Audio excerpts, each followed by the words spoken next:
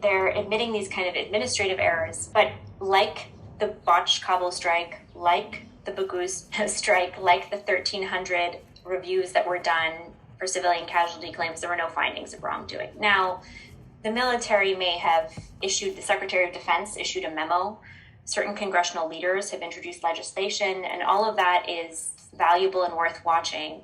But at the end of the day, I'm still being denied documents when, I and other colleagues are trying to obtain information from the Pentagon.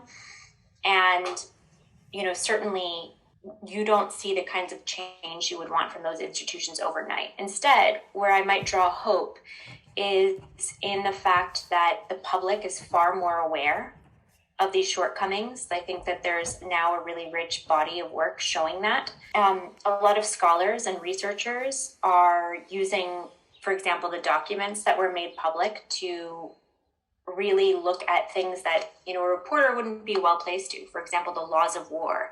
And, legal scholars are poring over these for scholarship that I think could be really fascinating. And I also think, and this is maybe less important to the rest of the world, but probably meaningful for all of us, is that you now have these models for reporting on these incidents, right, that other journalists can take from this. And I think that one of the greatest legacies of our reporting is that we are likely to see news media be far more skeptical of claims of precision in the future.